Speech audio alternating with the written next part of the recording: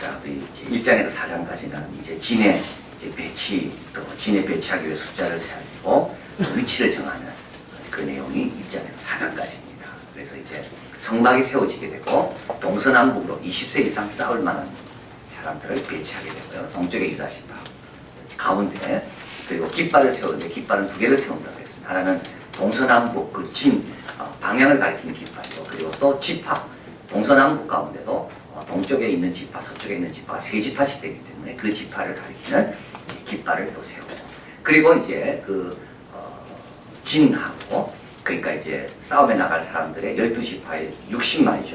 공을 빼면 6만 명의 용사들하고 성막하고 그 사이에는 레위인들이 머문다. 이렇게 말씀을 드렸습니다. 그래서 한 달 이상 되는 레위인들 쫙 계산하니까 한 2만 명, 공을 빼면 2천 명 레위인들이 쫙 오는 거예요. 그래서 이제 거의 다 진이 다 짜졌고 이제 이동하게 됩니다. 이제 이동하기 전에 주님께서 오늘 이제 5장과 6장까지 주님께서 마지막 이제 이 진 안에서 벌어질 수 있는 일에 대해서 그 경우수를 생각하며 주님께서 말씀하시는 겁니다. 예를 들면 이제 진 안에 있는 사람들이죠. 그 진에 있는 사람들 가운데 피부병, 전염병. 그래서 내가 피부병을 앓는데 이 피부병이 남에게 전염되는 그 병을 앓을 경우는 어떻게 해야 되는가? 내보내라는 거죠. 만약에 내가 죄를 범해서, 죄를 지어서 그 죄에 대해서 내가 회개하고자 한다. 그럴 때는 어떻게 해야 되는가? 5분의 1을 더해서 갚아주라는 겁니다. 만약에 가정에서 아내가 좀 의심스럽다. 이럴 때는 어떻게 해야 되는가? 예, 그럴 때는 의심의 소재, 쓴 나무, 쓴 물을 먹게 해서 그 의심을 풀어라는 겁니다. 만약에 또 진 안에 있는 사람 가운데 내가 좀 주님을 위해서 바치고 싶다. 이게 나시린이죠. 이렇게 주님을 위해서 헌신하고 싶은 사람이 생기면 어떻게 할 건가? 또 그럴 때는 나시린의 서약을 하게 하는 겁니다.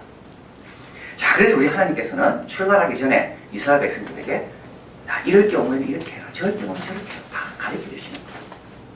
우리도 마찬가지입니다. 이럴 경우는 어떻게 해야 됩니까? 하나님께 물어야 됩니다. 여러분, 가장 신실한 종은요, 이럴 경우에 하나님 어떻게 하려고 하는가 자꾸 물어야 됩니다. 자기 마음대로만 하면 안 되는 거예요. 왜냐하면 경우에 쓰라는 게 너무 많습니다.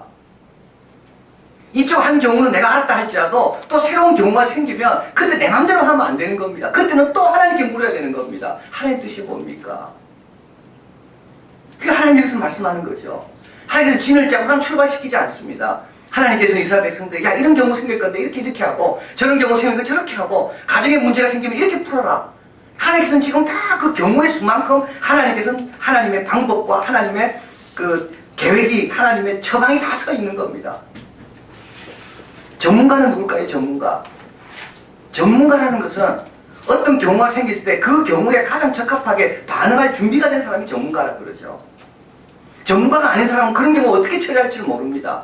그러나 전문가들은 경험도 많고 배운 것도 많고 들은 것도 많기 때문에 이런 경우는 이렇게 처신하면 되는구나. 저런 경우는 저런 처신하면 되는구나. 부모하고 자녀하고 차이도 바로 그게 있습니다. 자녀들은 이런 경우 어떻게 할지 몰라요. 부모는 알아 이런 경우 어떻게 할지. 왜냐하면 인생을 오래 살면서 이런 경우는 저렇게 처리하는 것이 훨씬 지혜롭다는 걸 알기 때문에. 하나님도 마찬가지라는 거죠. 그래서 하나님께도 어떤 경우라도 물으라는 겁니다. 마음대로 하지 말고. 이거 우리가 늘 새겨야 됩니다. 하나님 말씀한 것만 지키는 게 아닙니다. 말씀하지 않아도 얼마든지 우리가 생각지 못한 일이 발생될 수가 있습니다. 내가 듣지 못한 말씀 가운데도 새로운 것들이 발생될 수가 있다고요. 그때 어떻게 하라고요? 하나님께 물으라는 거예요. 그러면 하나님께서 그런 경우에는 이렇게 살라고 다 준비해 보겠습니다. 자, 오늘 첫 번째는 어떤 경우입니까? 피부병입니다. 문둥병이라고 했죠. 이건 피부병입니다. 유출병, 이것도 몸에서 이게 피가 나오든지 안 좋은 고름이 나오는 이제 그런 병입니다. 또 죽음으로 죽음을 시체에 손을 대면서 내 몸이 부정케 됐습니다. 이게 부정케 된 사람은 레위기에 의하면 그 사람이 앉았던 자리도 부정하다고 했습니다. 그래서 내가 부정케 된 사람이 앉았다가 일어나서 가면 다른 사람이 거기 앉으면 그 사람도 부정케 된다. 그래서 그 사람은 어떻게 하라고요? 진 밖으로 내보내라는 겁니다. 그런데 오래 있지 않습니다. 죽음을 맞은 사람은 7일 지나면 다시 진 안으로 들어올 수 있게 되는 거죠. 문둥병 환자도 마찬가지로 문둥병이 나오면 다시 진 안으로 들어올 수가 있게 됩니다. 그래서 하나님께서 첫 번째는 피부병, 다른 사람에게 전염시킬 수 있는 전염병을 앓고 있는 사람은 진 밖으로 내보내라. 두 번째는 이제 육신의 병은 아니지만 영혼의 병입니다. 몸에 죄를 지었습니다. 6절에 가볼까요? 죄를 범하여 여호와께 폐역하여 그 몸에 죄를 얻거든. 이 사람도 내 본이 아니다. 이 사람도 문제가 많습니다. 육신의 병은 사람이 금방 알아봅니다. 야, 저 사람은 치료받아야 된다. 영혼의 병은요, 그건 모릅니다. 아무도. 저 사람이 지금 마음에 뭘 생각하고 있는지. 그러나 어느 날 그 스스로 깨닫게 되는 거죠. 아, 내가 이런 죄를 지었구나. 이럴 때는 어떻게 하라고요? 7절 같이 있습니다. 그 지은 죄를 자복하고 그 죄값을 온전히 갚되 5분의 1을 더하여 그 죄를 얻었던 그 본주에 돌려줄 것이요. 반드시 처리하라는 겁니다. 처리 안 하면 어떻게 되는데요? 나중에 더 큰 벌 받습니다. 그렇죠? 지금은 5분의 1만 지불하면 되지만 나중에는 어떻게 됩니까? 바로처럼 자기 아들로 지불할지도 모릅니다. 자기 자신이 또 아간처럼 자기 자신이 바칠지도 모릅니다.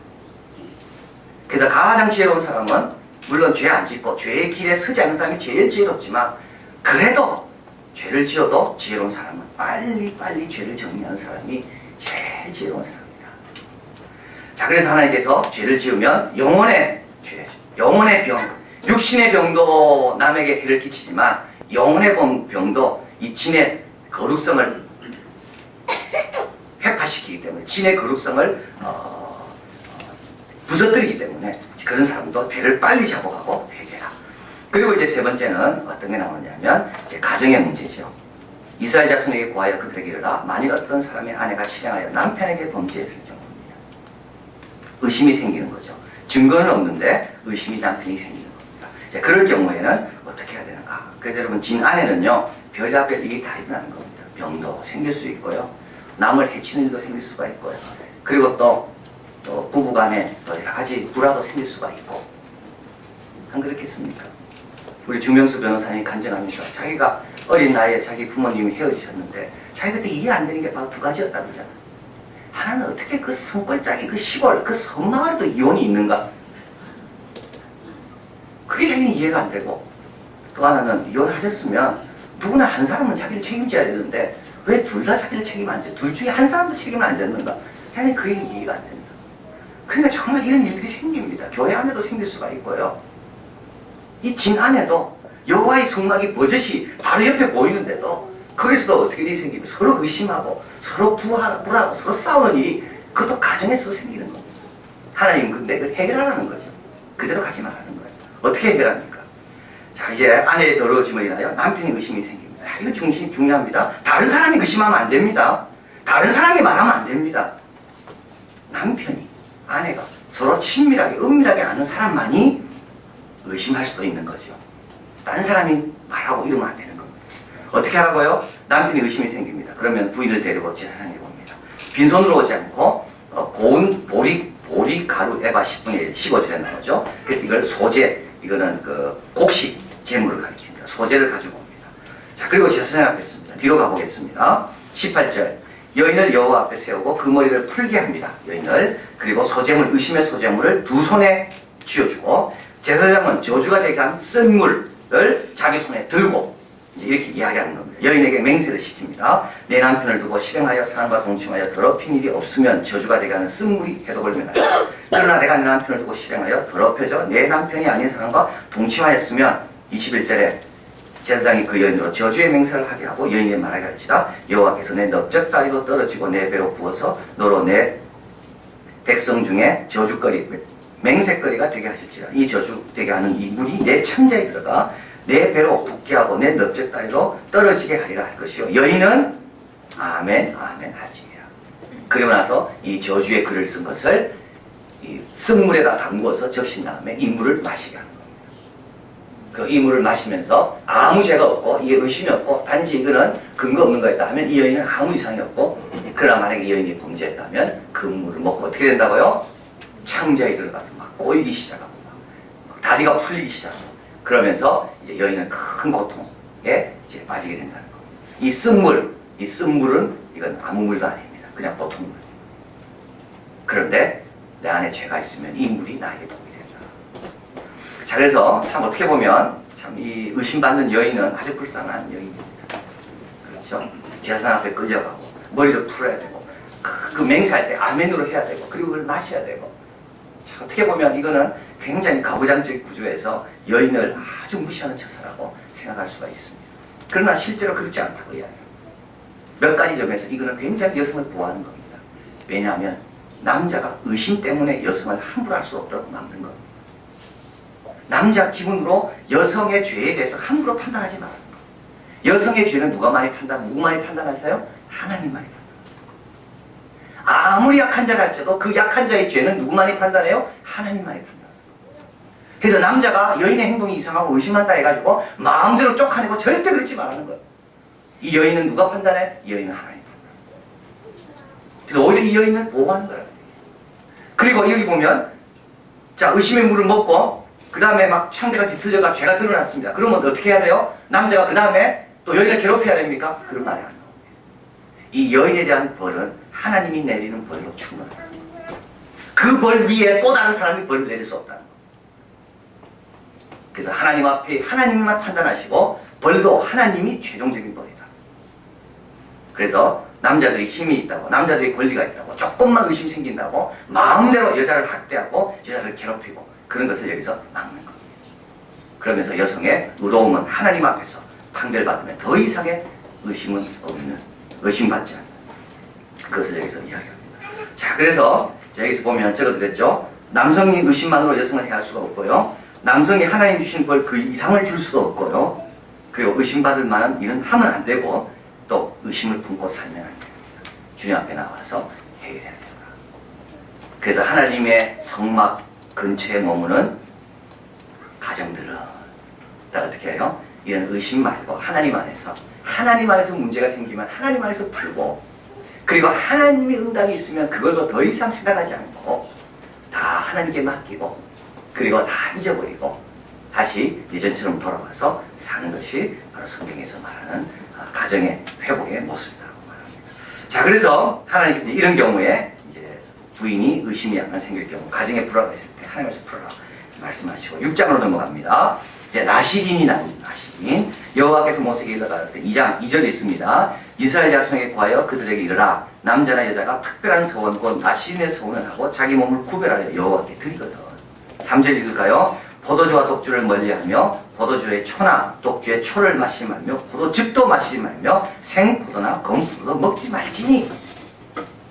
자, 여기 보면 나시린이 나옵니다. 나시린이라는 뜻은 뭐냐면 여호와께 구별하여 드렸다는 말입니다. 이게 나시린입니다. 하나님께 드림받은 사람들이 누굽니까? 레위인들이죠. 근데 레위인들만이 실제로 하나님께 드림바가 됩니다. 그런데 하나님은 레위인들 말고도 어느 누구도 하나님께 드리고 싶으면 하나님께 드릴 수 있도록 그 길을 열어놓으셨는데 그게 뭐라고요? 나시린입니다. 여기에는 누구도 있습니까? 남자만 있지 않고 누구도 있어요? 여성도 있어요. 이게 굉장한 겁니다. 이게.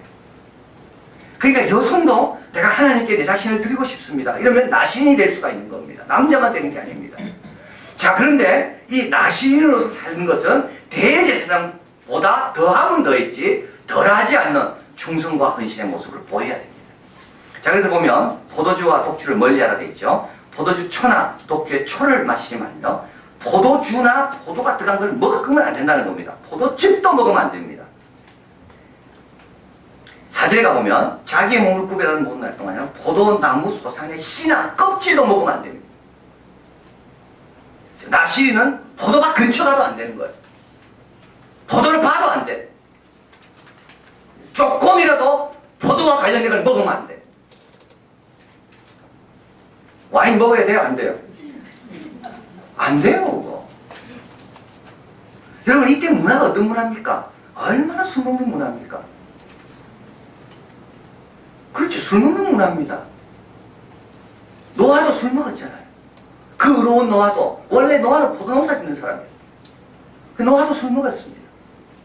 그런데 그 의로운 노아도 술 먹으니까 실수하는 겁니다. 자, 그래서 여기서 주님께서 말씀하는 건요, 그냥 살려면 살아라는 거예요. 괜찮다네. 그냥 살려면 먹으라는 거예요.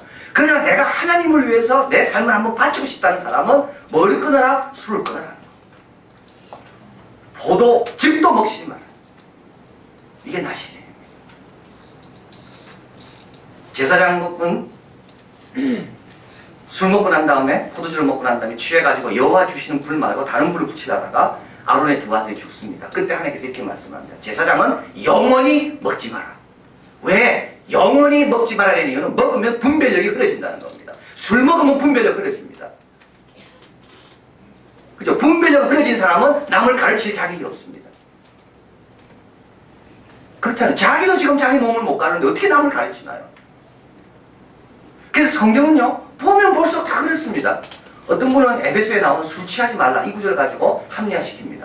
아, 이거는 취하지 마라, 테이크 그 말이 아니라 취하지 마라, 비틀거리지 마라 그 말이기 때문에 취하는 건 괜찮다. 아니 괜찮아, 취하세요. 그러나 내가 하나님 뜻대로 살고 싶으면, 내가 헌신적으로 내가 살고 싶다는 각오가 쓴 사람은 먹으면 안 되는 거예요. 하나님께서 요구하시는 게 딱 나와 있습니다. 내가 정말 간절한 기도 제목이 있고, 내가 정말 하나님이 받은 은혜가 너무 커서 내가 정말 하나님 앞에 하나님 뜻대로 살고 싶은 마음이 있다면 그 사람은 어떻게 하라고요? 먹으면 안 돼요. 한번 가보겠습니다. 우리 예레미야 35장에 한번 가보겠습니다. 예레미야 35장. 예레미야 35장. 구약 1109쪽에 있습니다. 구약 1109쪽. 레갑 족속이 나옵니다. 레갑 족속. 하나님께서 이스라엘 백성이 하도 말을 안 들으니까 워낙 답답해서 예레미야 선지자를 레갑 족속에 보내십니다. 자, 2절에 가보 35장 2절. 너는 레갑 족속에 가서 그들에게 말하고 그들을 여호와의 집 한 방으로 데려다가 포도주를 마시오라. 이에 내가 쭉 합니다. 쭉 넘어갑니다. 5절에 내가 레갑 족속 사람들 앞에 포도주가 가득한 사발과 잔을 놓고 마시라 권하매. 우리가 취한 상하고 비슷하죠? 사람들이 자꾸 포도주와 사발을 놓고 마시라고 권합니다. 6절에 같이 있습니다. 그들이 가로되 우리는 포도주를 마시지 아니하겠노라. 레갑의 아들 우리 손조 요나답이 우리에게 명하여 이르기를 너희와 너희 자손은 영영이 포도주를 마시지 말며. 7절 집도 짓지 말며 파종도 하지 말며 포도원 재배치도 말며 두지도 말고 너희 평생에 장막에 거쳐라. 그리하면 너희의 우거하는 땅에서 너희 생명이 길리라 했으므로. 8절 우리가 레갑의 아들 우리 손주 요나답이 우리에게 명한 모든 말을 순종하여 우리와 우리 아내와 내 자녀가 평생 포도주를 마시지 아니하며 거치할 집도 짓지 아니하며 포도원이나 밭이나 종자도 두지 아니하고. 레갑이 누군가요? 나시린입니다. 자, 그래서 하나님께서 이 레갑 족속을 하나님의 예로 사용하시는 겁니다. 레갑을 보라는 거죠. 레갑의 그 후손들, 그들의 선조가 하나님께 서원한 것을, 조상이 서원한 것을 후손들이 지금까지 잘 지키고 있는 그 아름다운 모습을 보라는 거죠. 자, 그리고 나서 29절 같이 나가 있습니다. 그러므로 나 만군의 여호와 이스라엘의 하나님이 이같이 말하노라. 레갑의 아들 요나답에게서 내 앞에 설 사람이 영영이 끊어지지 아니하리라.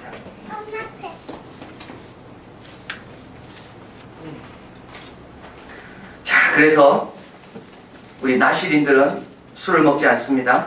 포도와 관련된 것은 절대 먹지 않습니다. 그리고 또 나시린들은 머리를 자르지 않습니다. 그리고 세 번째, 나시린들은 대제사장과 같이 자기 부모가 죽어도 장례식에 참석하면 안 됩니다. 이게 나시린입니다. 그래서 나시린들은요, 대제사장보다 더한 헌신을 하나님께 드리는 사람들이 나시린입니다. 자, 그래서 하나님께서 이렇게 말씀하는 거죠. 자, 레위인들 봐라, 아론 한번 봐라, 얼마나 멋집니까? 저렇게 하나님을 섬기는 사람. 그런데 그 길이 다른 사람에게는 막혀있다는 거예요. 다른 사람이 나도 저렇게 더 열심히 하나님 섬기고 싶은데, 그럴 때 어떻게 하라고 하나님께서? 나시린처럼 살면 된다는 거예요. 나시린의 서약을 할 수 있는 기회를 하나님께서 그들에게 주시는 거예요. 자, 그리고 나서 이제 하나님께서는 우리 6장 22절 넘어갑니다. 너무 귀한 말씀이죠. 여러분, 이 말씀은 꼭 성경에 기록해놓고 우리 아이들이 어디 갈 때, 군대를 가든지 결혼을 하든지 해외를 떠날 때 이 말씀 가지고 기도해 주시면 너무 좋습니다. 우리 6장 24절 같이 한번 더 읽을까? 26절까지.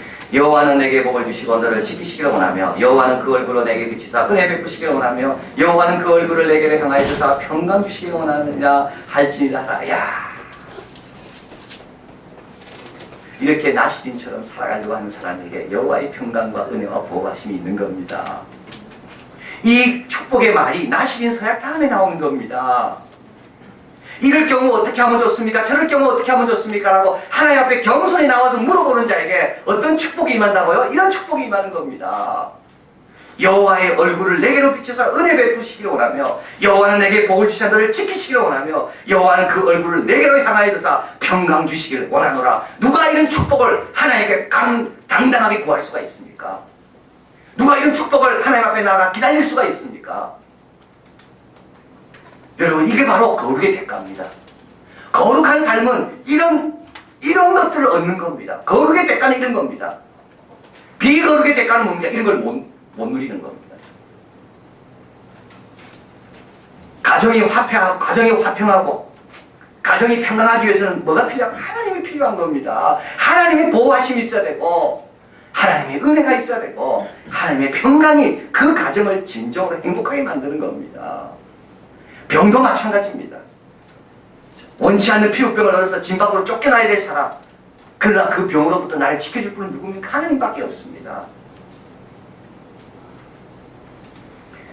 은혜 베푸시기를 원하며 나시리에 서야 할 수 있는 레갑의 후손지처럼 그렇게 자녀들이 다 더 갈수록 신실하게 부모의 믿음을 본받게 되는 것은 그건 하나님의 은혜밖에 없습니다.